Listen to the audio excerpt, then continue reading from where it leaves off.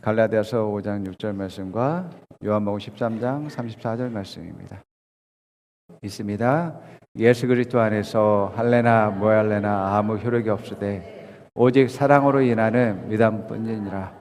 새 계명을 너희에게 주노니 서로 사랑하라. 내가 너희를 사랑한 것 같이 너희도 서로 사랑하라. 아멘. 오늘 말씀의 제목은 믿음의 모습은 사랑입니다.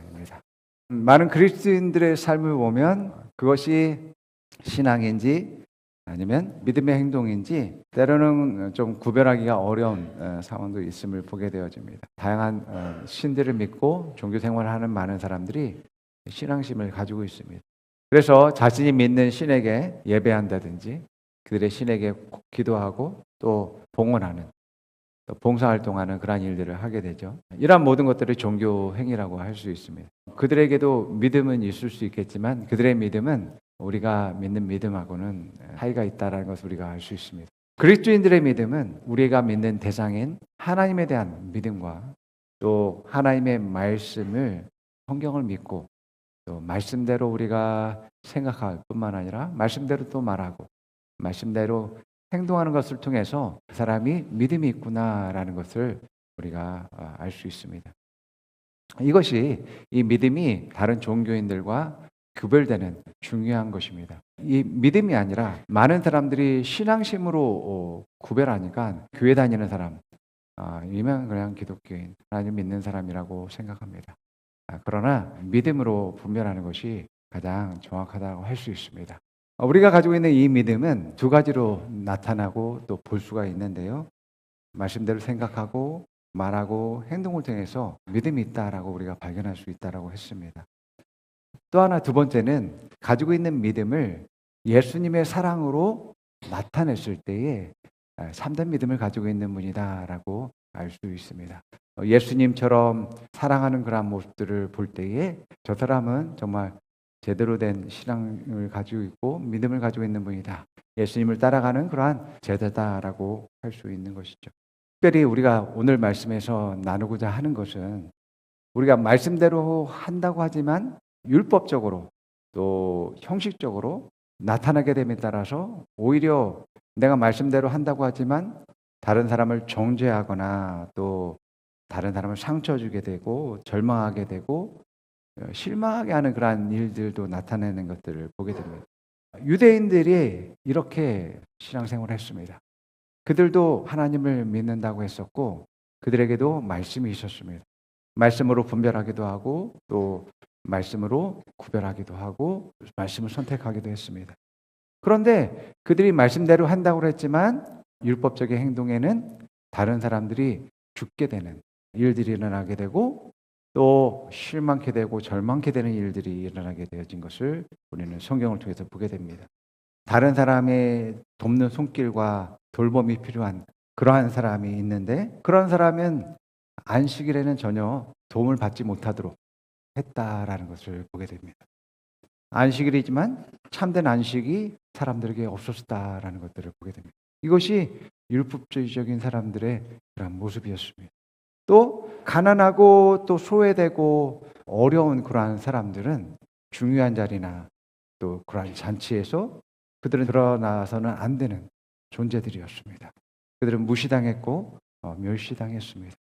그것이 율법대로 말씀대로 한다라고 하면서 그렇게 행동했다라는 것입니다. 그리고 오직 이스라엘만이 유대인들만이 구원받을 수 있다라는 그러한 생각에서 선민 사상에 의해서 이방인들은 배척함으로 말미암아 이방인들은 구원에 들지 못하는 그러한 일들이 일어난 것들을 보게 됩니다. 그래서 예수님은 오셔서 말씀대로 한다라고 하는 그러한 사람들에게 이러한 책망을 한 것을 보게 됩니다. 마태복음 23장 14절에서 15절 말씀 우리 함께 읽어보겠습니다. 있습니다. 이 이선자인 율법자들과 바리새파 사람들아 너에게 화가 있다. 너희는 과부의 집을 삼키고 남에게 보이려고 길게 기도한다. 그러므로 너희는 무서운 심판을 받을 것이다. 율법학자들과 바리새파 사람들아 위선자들아 너희에게 화가 있다. 너희는 개종한 한 사람을 만들려고 바다와 육지를 두루 다니다가 하나가 생기면 그는 너희보다 배나 더 못된 지옥의 자식으로 만들어 버리기 때문이다. 오직 다른 사람들의 인정과 칭찬과 존경을 받기 원해서 형식적으로, 가식적으로 행동을 하고, 또 하나님을 찾고 또 믿고자 한 그러한 사람들이 생기면 그 사람을 더욱더 악한 길로 인도하는 그러한 일들을 했다라고 말하는 것을 보게 됩니다. 율법주의는 말씀대로 한다고 하지만 생명을 살리지 못하고 오히려 그 생명을 죽이는 일들을 하는 것을 보게 됩니다. 여러분, 우리가 기독교인이고 또 하나님을 믿고 예수님을 따르는 사람들이라고 하고 말씀대로 한다라고 하지만 실제 우리의 삶에서 사람들에게 생명을 주지 못하고 그들의 것들을 빼앗거나 그들을 죽이는 일들을 한다면 그것은 예수님의 제자라고 할 수 없는 것입니다. 그런 이유 때문에 교회가 욕을 먹고 책망하는 그러한 일들이 있는 것들을 보게 되어집니다. 우리가 믿음을 갖고 있고 말씀대로 행하는 데 있어서 무엇보다 중요한 것은 믿음의 행동은 무엇으로 나타나야 하냐면 사랑으로 나타나야 된다는 것을 우리가 기억해야 됩니다. 하나님은 우리가 하나님의 뜻과 마음이 바로 이 사랑을 나타내고 보이기를 원하신다라는 것을 우리가 기억해야지만 되어집니다. 예수님이 이 땅에 오신 이유가 바로 그것이고 또 이 땅에서 우리에게 보여주신 모든 것들이 바로 사랑이었다라는 것을 보게 됩니다. 예수님이 이 땅 가운데 오셔서 아버지의 뜻대로 아버지의 말씀대로 사는 삶을 사셨는데 예수님이 하신 모든 일 중에서 보게 되는 것은 사람들은 사랑을 보았다라는 것을 우리가 알 수 있습니다. 그러므로 여러분, 우리가 말씀하지만 그 말씀의 정말 모습은 사랑이다라는 것을 여러분들 기억하기 바랍니다. 우리의 모든 상황에서 사랑을 나타낼 수 있고 또 사랑의 행동으로 보여줄 수 있어야지만 되어집니다.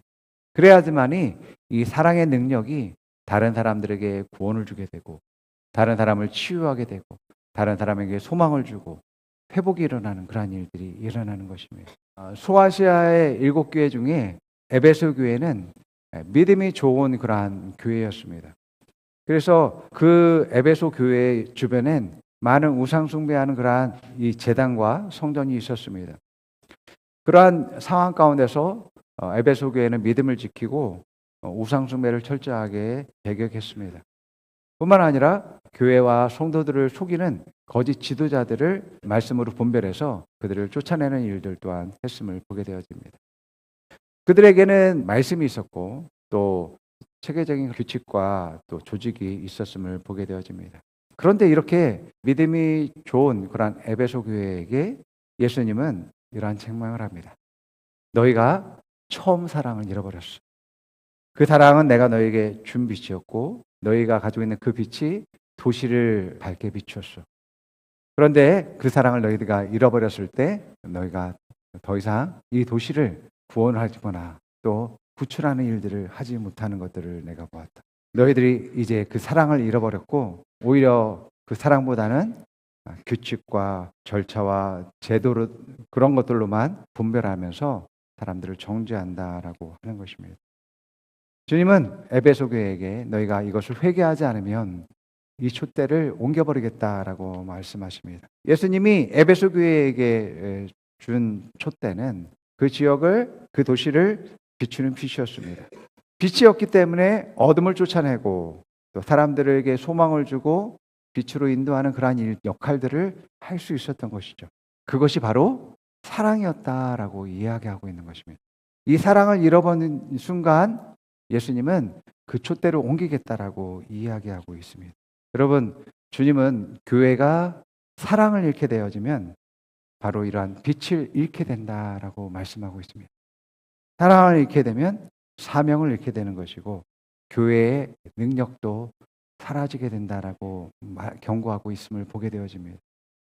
그래서 사랑이 없으면 빛을 밝힐 수 있는 그런 능력이 없기 때문에 점점 더 어둠에 처하게 있게 되어지게 됩니다. 그래서 더 이상 사람들을 구원할 수 없는 그러한 공동체가 되어짐을 보게 되어집니다. 여러분, 예수님이 세상을 이기시고 또 사람들을 구원케 하신 그 핵심은 바로 사랑이셨습니다. 그렇기 때문에 이 사랑을 잃어버리면 사람들을 구원할 수 있는 그 능력들이 사라지게 됨을 의미하는 것입니다. 여러분, 우리가 말씀을 통해서 무엇이 옳고 그른지 나쁜지에 대해서 분별도 중요합니다. 옳지 않은 것을 이제 멀리하고 또 좋은 것들을 더욱더 우리가 받아들임을 말미암아서 더 성장하는 것은 중요합니다. 그러나 우리가 말씀대로 행한다라고 하면서 사랑을 나타내지 않는다면 우리 안에 문제가 생깁니다. 어떤 문제가 생기냐면 나는 말씀대로 하는데 내 안에 정죄감이 있어. 나는 말씀대로 하는데 용서하지 못함과 또 내 안에 상처가 자리 잡고 있다라는 것을 보게 되어집니다. 여러분, 이건 중요합니다. 신앙생활과 또 말씀대로 살아가는 데 있어서 내가 옳은 것을 선택했는데 바른 것을 선택했는데 내 안에 왜 상심과 상처가 있지? 내 안에 아픔이 있지? 그것은 우리가 잘못된 그러한 태도로 접근했기 때문입니다. 여러분, 우리의 믿음은 사랑으로 나타날 때에 비로소 온전하게 된다라는 것을 깨달아야지만 됩니다. 사랑으로 행할 때에만이 사람들을 살릴 수 있을 뿐만 아니라 나도 내 자신도 지킬 수 있다라는 것을 기억해야지만 됩니다. 예수님은 여러분 이 땅에 오셔서 정말 수많은 그런 거절과 배신들과 또 욕들과 저주를 받으신 분이었습니다. 그런 상황에서 예수님은 많은 상처를 받을 수밖에 없었을 것 같은데 그런데 예수님은 상처받지 않았다라고 하는 것을 우리가 성경을 통해서 보게 됩니다. 그 많은 거절과 배신과 욕설과 저주를 받았음에도 불구하고 그게 상처를 받지 않았을까? 예수님이 갈릴리 지역에서 어린 시절부터 장년의 시간까지 보냈습니다. 그곳에서 성장했습니다. 예수님을 너무나 잘 알고 있는 이웃들, 고향 사람들입니다. 또 자기의 형제들이 지금 예수님이 어떻게 성장했는지 너무나 잘 아는 사람들이 그곳에 있었습니다.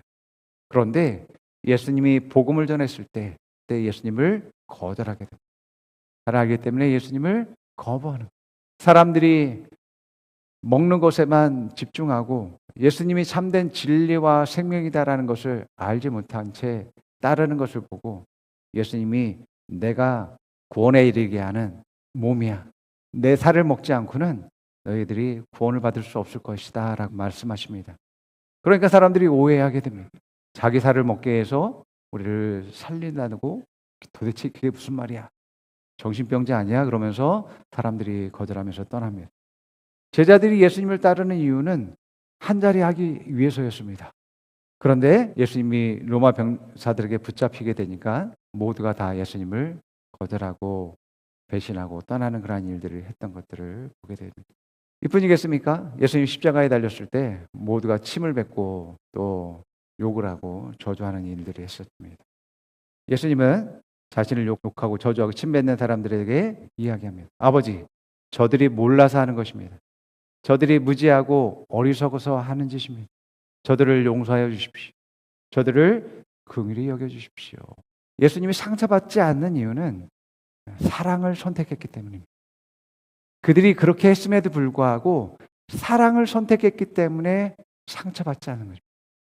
우리는 다른 사람이 나를 상처 주었을 때 내가 상처받는 것이 당연하다고 생각해요.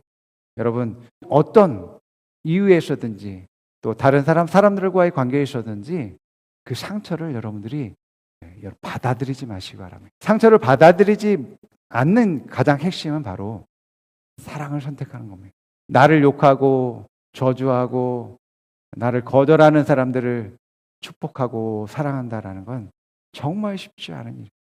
그러나 여러분이 상처받지 않고 여러분들이 병들지 않고 자기 자신을 보호하고 또 다른 사람들을 치유할 수 있는 핵심이 바로 사랑하는 것입니다. 예수님은 재판석에서 공의 뜰에서 재판을 받고 있는 상황에 멀리서 베드로가 불을 쬐고 있는 그 자리에서 3번이나 예수님을 모른다고 얘기했고 예수님을 욕하면서 저주하는 그러한 것까지 보게 되어집니다. 그러한 베드로를 예수님은 용서하시고 사랑하셨습니다. 그래서 예수님이 부활하고 나서 베드로를 만났을 때에 베드로가 3번 부인했던 것처럼 3번 그 사랑을 다시 회복시키는 일들을 하시는 것을 보게 됩니다. 요한복음 21장 15절에 18절 말씀 읽어보겠습니다. 있습니다. 그들이 아침을 먹은 뒤에 예수께서 시몬 베드로에게 물으셨다. 요한의 아들 시몬아, 내가 이 사람들보다 나를 더 사랑하느냐? 베드로가 대답하였다. 주님, 그렇습니다. 내가 주님을 사랑하는 줄을 주님께서 아십니다. 예수께서 그에게 말씀하셨다. 내 어린 양 떼를 먹여라. 예수께서 두 번째로 그에게 물으셨다. 요한의 아들 시몬아, 내가 나를 사랑하느냐? 베드로가 대답하였다. 주님, 그렇습니다. 내가 주님을 사랑하는 줄을 주님께서 아십니다. 예수님께서 그에게 말씀하셨다. 내 양떼를 쳐라. 예수께서 세 번째로 물으셨다. 요한의 아들 시몬아, 내가 나를 사랑하느냐? 그때 베드로는 예수께서 내가 나를 사랑하느냐 하고 세 번이나 물으심으로 불안해서 주님께서는 모든 것을 아십니다. 그러므로 내가 주님을 사랑하는 줄을 주님께서 아십니다 하고 대답하였다.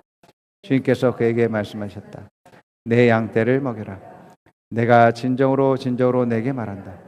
내가 젊어서는 스스로 띠를 띠고 내가 가고 싶은 곳을 다녔으나 내가 늙어서는 남들이 내 팔을 벌릴 것이고 너를 묶어서 내가 바라지 않는 곳으로 너를 끌고 갈 것이다. 아멘. 여러분, 죄를 지은 사람이 회개하는 것은 중요합니다. 왜냐하면 회개를 통해서 자신의 죄를 용서함을 받고 또 깨끗하게 되고 또 다시금 회복할 수 있으니까 그렇습니다.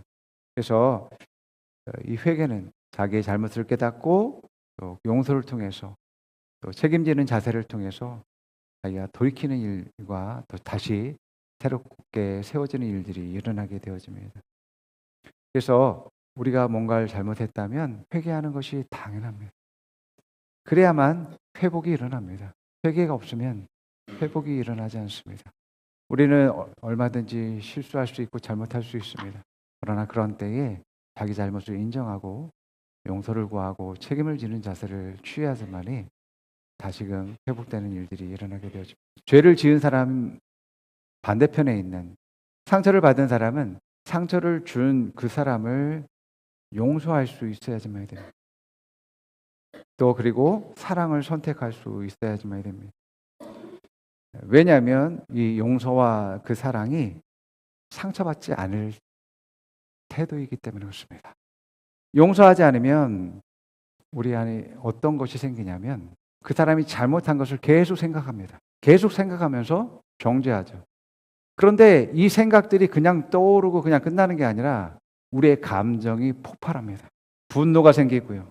실망과 상실감이 생기고 또 내가 그러한 일을 당한 것에 대해서 슬픔이 생기고 좌절감이 일어나게 됩니다. 자존감이 상하게 되어요. 계속 내 안에 상처가 계속 쌓이게 되어지면서 나를 병들게 합니다. 우리가 말씀이 이해가 되고 설득이 되어져서 우리가 사랑을 선택하면 좋겠죠. 그러나 여러분들이 말씀이 이해가 되지 않고 설득이 되지 않더라도 말씀대로 사랑하셨으면 좋겠습니다. 원수를 사랑하라고 예수님 말씀하죠. 내가 지금 이해가 되지 않지만 내 감정도 내가 다스리지가 않지만 하나님이 사랑하라고 용서하라고 말씀하셨으니 내가 그 사람을 용서합니다. 사랑합니다. 주님의 마음을 내게 더욱더 부어주시고 그 사람을 사랑하고 또 용서하게 하옵소서. 내가 이해되지 않아도 여러분들이 계속해서 사랑과 용서를 선택해야지만 되어집니다. 다른 사람의 죄와 잘못을 용서하고 사랑하려면 세 가지를 여러분들이 하시면 됩니다. 첫 번째는 말씀으로 자기 자신을 설득하십시오. 이해시킵시오. 이것은 말씀을 기준으로 살아가고 말씀이 최고의 위치로 최고의 가치로 둔 사람만이 하실 수 있는 것입니다. 말씀을 하나의 정보로서 지식으로서만 가지고 있는 사람은 원수를 사랑하라고 하는 것은 그냥 내가 선택 중에 하나라고 생각하는 거죠. 그러나 말씀을 최고의 가치라고 생각하는 사람은 나 이해도 되지 않고 내 감정은 지금 막 화가 나는데 말씀이 내 삶에서 최고의 가치이기 때문에 내가 이해되지 않고 내 감정이 다스리지 않지만 난 말씀이 말한 대로 그 사람을 사랑합니다. 축복합니다. 그 사람을 용서합니다. 그 사람이 이러한 잘못을 또한 용서합니다. 사랑하고 축복합니다라고 말하는 것입니다. 그 사람을 사랑하는 것이, 용서하는 것이 왜 유익인지에 대해서 내 자신을 설득하는 겁니다. 이것은 하나님 말씀이야. 내가 말씀이 이해되지 않는다 할지라도 그 말씀이 진리가 아닌 것은 아니야. 진리는 변하지 않아. 나와 상관없이, 내 감정과 내 이해와 상관없이 말씀은 진리야. 내 감정과 이해보다, 내 생각과 지혜보다, 경험보다 말씀이 더 가치 있고 우선적이고, 말씀이 진리이기 때문에 그 말씀은 내게 생명이 되고 내 성장과 승리가 돼. 내가 사랑하고 용서한다면 그 말씀이 나에게 승리를 가져다 줄 거야. 내가 말씀을 선택하고 말씀으로 순종합니다. 그 사람을 용서합니다. 그 사람을 축복합니다. 하나님은 나의 이 상황을 더욱더 좋게 만드실 것입니다 라고 나를 설득하는 거예요. 나를 이해시키는 거예요. 두 번째로는 하나님이 사랑이시다라는 것을 우리가 인정해야지만 됩니다. 하나님 사랑이시면 여러분도 사랑이십니다. 그렇기 때문에 나는 사랑이기 때문에 하나님처럼 사랑을 선택하는 것은 당연하다라고 하는 것을 내가 깨달아야지만 됩니다. 하나님 어떻게 사랑하셨나 우리는 기억할 때 예수님을 떠올리면 되죠. 예수님이 어떻게 나를 사랑했고 어떤 상황에서 나를 용서하셨는지, 새롭게 하시고 거룩게 하시고 하나님 자녀 삼으셨는지 그 사랑을 깨닫는다면 내가 사랑하는 것이 당연해라는 것을 우리는 인정할 수 있습니다. 세 번째는 이해도 되지 않고 나의 감정도 유동칠 때 여러분들이 말씀도 생각나지 않고 여러분들이 성령의 임재 안으로 들어가는 겁니다. 성령님은 여러분의 상처를 만지시고 또 치유하시는 분입니다. 성령님이 왜 나를 치유하시고 나를 세우시는 일들을 할까요? 성령님은 우리에게 보내주신 하나님입니다. 우리와 영원토록 함께 하신 하나님. 내 안을 성전으로 만드시고 내 안에 거주하시는 분이라고 이야기합니다. 성령님의 집은 내 안에 있습니다. 내 안이 성전이고 집입니다. 여러분, 여러분의 집이 무너지고 있고 찢어지고 있고 또 더럽혀지고 있고 그 집이 무너질 상황이 있다라면 여러분 고치지 않겠어요? 더군다나 사랑하는 자녀가 그렇게 고통하고 있는데 하나님께서는 그것을 위로하시고 치유하시고 고치시는 일들을 하게 하십니다. 성령님의 임재 가운데 여러분들이 들어갈 때 여러분의 마음을 만지시고 또 여러분들을 위로하십니다. 내 마음을 만지시고 주님의 사랑 안에서 우리를 회복시킵니다. 그래서 우리로 하여금 힘을 내서 사랑을 선택할 수 있는 그러한 용기와 또 열정들을 우리에게 부어주시는 것이죠. 여러분들이 때론 지치고 힘들고 다시 일어설 수 없는 그러한 상황 가운데 있다면 어떻게 되겠어요? 성령의 임재 가운데로 여러분 들어가셔야죠. 성령님은 여러분들을 다시 위로하시고 치료하시고 고치셔서 세우시고 다시 일으켜 세우실 것입니다. 이러한 주님의 사랑을 우리가 갖게 된다면 주님이 보여주셨던 것처럼 수치와 모욕과 배신을 당하는 속에서도 사랑을 할 수 있게 되어집니다. 여러분, 사랑하는 것은 바보나 어리석은 사람이 하는 것이 아닙니다. 사랑하는 것이야말로 생명을 주는 것이고, 사랑하는 것이야말로 상처를 치유하는 것이고, 또 보호하는 것이고, 또 성장과 발전을 이루는 것입니다. 생명이 살아나고 성장하고 발전하는 것은 사랑 없이는 되지 않습니다. 여러분들이 성장하는 것 다 그 사랑으로 성장하게 된 것입니다. 사랑 없이는 성장할 수가 없습니다. 내가 이렇게 자란 것, 세워진 것, 사랑 없이는 되지 않는 거죠. 그렇기 때문에 사랑은 손해보는 것이 아닙니다. 여러분들이 사랑을 수치와 모욕을 당하고 배신을 당해서 사랑했다라고 해서 손해보는 것이 아닙니다. 그것이 나에게 유익이고 더욱더 성장하고 발전하는 것이고 또 그것이 또 하나님이 기뻐하시고 주님이 기뻐하는 것임을 여러분들 믿으시기 바랍니다. 그럴 때에 우리에게 상급이 있고 영광이 있습니다. 주님 말씀하셨어요. 악한 자도 자기 가족과 자기를 사랑하는 사람들을 사랑한다. 너희는 이들보다 더해야 되지 않겠니? 라고 말씀하고 있어요. 여러분, 우리의 믿음은 사랑으로 나타나야 됩니다. 우리가 말씀대로 하면서 그냥 정죄하고 또 시기하고 또 율법적으로 접근한다면 우리는 생명을 살리지 못할 것입니다. 여러분, 정죄하고 거절하고 분리시키는 것은 쉽습니다. 나에게 상처 준 그 사람을 거절하는 것은 쉽습니다. 반대로 사랑을 선택하는 가장 큰 능력이 되고요. 또 아무나 그렇게 할 수 없습니다, 여러분. 정말 예수님의 그 사랑을 알고 실천하는 사람들만이 사랑할 수 있는 것입니다. 나를 욕하고 저주하고 배신하고 그러한 사람을 사랑하는 것은 바로 예수님의 그 사랑으로만이 가능한 것입니다. 그 사랑이 바로 나를 살리셨고 구원하신 큰 능력임을 보게 되어집니다. 요한복음 13장 34절에 35절 말씀 읽어봅니다. 새 계명을 너희에게 주노니 서로 사랑하라. 내가 너희를 사랑한 것 같이 너희도 서로 사랑하라. 너희가 서로 사랑하면 이로써 모든 사람이 너희가 내 제자인 줄 알리라. 우리가 사랑할 때 예수님의 제자인다라는 것을 알 수 있는 그러한 증거임을 말씀하고 있습니다. 우리가 주님의 제자라면 주님을 따를 때 이러한 사랑의 모습이 나타나야지만 주님이 보이신 것도 사랑이고 우리에게 주신 것도 사랑이기 때문에 우리가 주님을 따라가는 데 있어서 이 사랑을 나타낼 때 더욱더 여러분들이 능력이 얻게 되어지고 성장하게 될 뿐만 아니라 영광에서 영광으로 나아가게 되는 줄 믿습니다. 예, 서로 사랑하십시오. 예, 이것이 주님의 뜻이고 주님의 계명이라고 말씀하고 있습니다. 자, 한번 고백해 봅니다. 주님은 사랑의 계명을 주셨습니다. 믿음의 모습은 사랑입니다. 사랑을 잃으면 능력을 잃습니다. 사랑을 잃으면 생명을 잃습니다. 사랑하는 것은 생명을 주는 것입니다.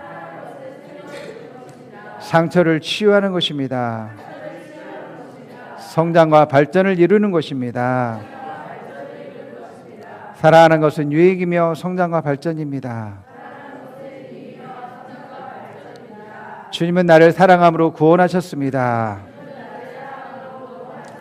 사랑으로 나를 변화시켜 주셨습니다. 사랑으로 생명을 주시고 하나님 자녀 되게 하셨습니다. 자, 옆 사람에게 말해봅니다. 사랑을 선택하십시오. 사랑을 선택하십시오. 사랑할 수 없는 원수를 사랑하십시오. 사랑할 수 없는 상황에도 사랑하십시오. 사랑하는 것이 당신의 능력입니다. 사랑하는 것이 당신의 능력입니다. 사랑하는 것이 당신의 영광입니다. 사랑하는 것이 당신의 영광입니다. 하나님은 당신을 사랑하십니다. 하나님은 당신을 사랑하십니다. 아멘. 기도하겠습니다.